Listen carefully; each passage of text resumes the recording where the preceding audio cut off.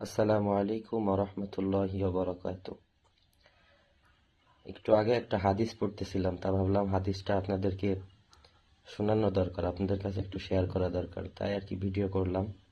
তো হাদিসটা হলো যে হযরত আবু সাঈদ খুদরি রাদিয়াল্লাহু তাআলা আনহু হতে বর্ণিত, নবী সাল্লাল্লাহু আলাইহি ওয়াসাল্লাম বলেছেন যে ইন্নাদ দুনিয়া হুলওয়াতুন, দুনিয়াটা হলো মধুময় একটি জায়গা। হ্যাঁ, এবং আল্লাহ পাক রব্বুল আলামিন এই দুনিয়াটা এমনভাবে সৃষ্টি করেছেন যে দুনিয়ার ভোগ বিলাসের পিছনে পড়ে আমরা আল্লাহ পাক রব্বুল আলামিনকে ভুলে যাই। এই জন্য নবী সাল্লাল্লাহু আলাইহি সাল্লাম হাদিসে বলেছেন যে ইন্নাদ দুনিয়া হুলওয়াতুন, এবং পরবর্তীতে বলেছেন যে খদিরাতুন, দুনিয়াটা হলো সবুজ শ্যামলে ঘেরা। দুনিয়ার বুকে অনেক সুন্দর সুন্দর জায়গা আছে যেগুলো দেখলে আমাদের অন্তরে প্রশান্তি লাভ করে। অতঃপর বলছেন যে ওয়া ইন্নাল্লাহা মুস্তাখলিফাকুম ফিহা ফায়ানজুরা কাইফা তা'মালুন, যে আল্লাহ পাক রব্বুল আলামিন এই দুনিয়ার বুকে তোমাদেরকে পাঠিয়েছেন তার প্রতিনিধিত্ব করার জন্য। খলিফা স্বরূপ আল্লাহ পাক রব্বুল আলামিন এই দুনিয়ার বুকে আমাদেরকে প্রেরণ করেছেন, এবং তিনি এই দুনিয়ার বুকে প্রেরণ করে শুধু ক্ষান্ত হননি। আমরা দুনিয়ার বুকে কি তাকে আল্লাহ পাক রব্বুল আলামিনকে স্মরণে রাখি কিনা, তার এই ইবাদতে আমরা মশগুল কিনা, এ বিষয়ে তিনি আমাদেরকে কিন্তু পরীক্ষা করবেন। হুম তাই এই জন্য আল্লাহ পাক রব্বুল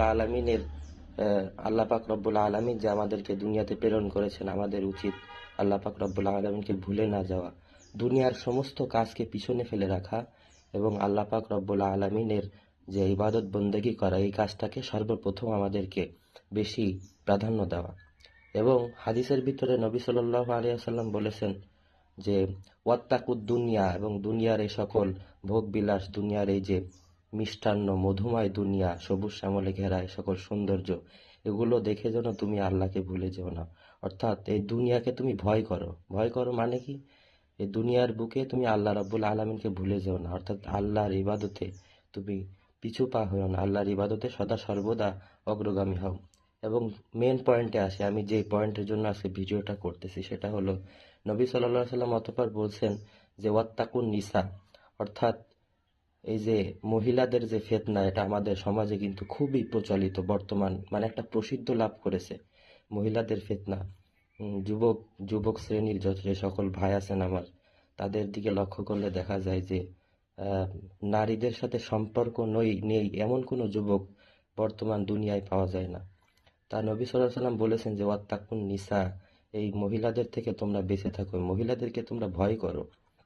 হুম পরবর্তীতে নবী সাল্লাল্লাহু আলাইহি ওয়াসাল্লাম বলেছেন যে ফাইন্না আউওয়ালা ফিতনাতা বানি ইসরাঈলা কানাত ফিন নিসা, অর্থাৎ এই যে ফিতনার মূল যে উদ্দেশ্য, ফিতনাটা যে শুরু হয়েছিল বনি ইসরাইলের ভিতরে, ফিতনা শুরু হয়েছিল কিন্তু একটা মহিলা সংক্রান্ত বিষয় নিয়ে। তো এই যে মহিলা সংক্রান্ত যে ফিতনা, এই হাদিসের ব্যাখ্যায় হলো ইবনুল মালিক ও আল্লামা তিবি রাহিমাহুল্লাহ বলেন যে বনি ইসরাইলের ভিতরে একটা খুব সুন্দরী নারী ছিল।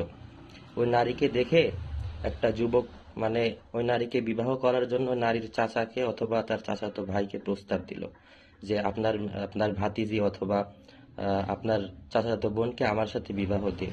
কিন্তু ওই যে যে ছেলেটা প্রস্তাব দিল, প্রস্তাব দেওয়ার পরে আর কি ওই সুন্দরী মেয়ের চাচা অথবা তার চাচাতো ভাই প্রস্তাব প্রত্যাখ্যান করলো। হুম প্রত্যাখ্যান করার পরে কি হলো, ওই যে ছেলেটা প্রস্তাব দিছিল তার চাচার কাছে, এই দুইজনের ভিতরে একটা মানে গন্ডগোল তৈরি হলো, মুনাজারা, একটা ঝগড়া বিবাদ তৈরি হলো তাদের ভিতরে।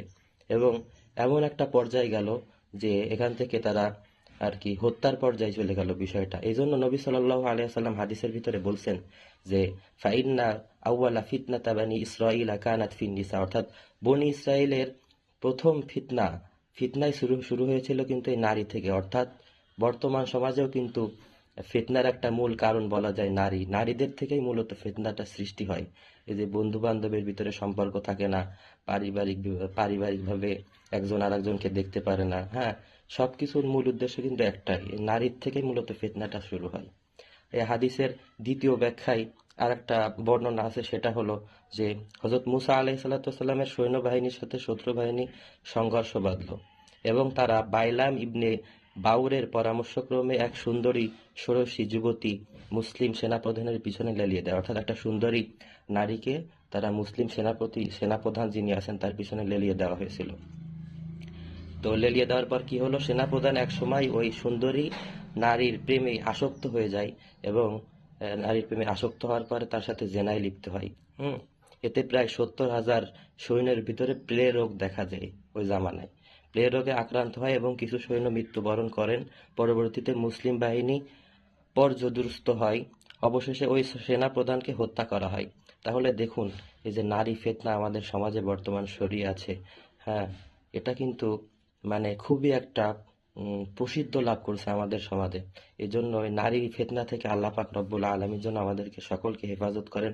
বিশেষ করে যারা ইয়াং জেনারেশন যুবক ভাইরা আমার আছেন, হুম, আমরা কিন্তু দোয়ার ভিতরে বলি, নারীদের থেকে আল্লাহ আপনি আমাদেরকে হেফাজত করুন।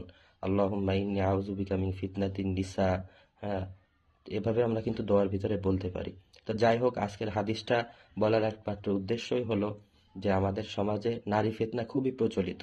এই জন্য আল্লাহ পাক রব্বুল আলামিন আমাকে এবং বিশেষ করে ইয়াং জেনারেশন যেসব যুবক ভাইয়েরা আছেন সকলকে এই ফিতনা থেকে আল্লাহ পাক রব্বুল আলামিন হেফাজত করুন। আসসালামু আলাইকুম ওয়া রাহমাতুল্লাহ।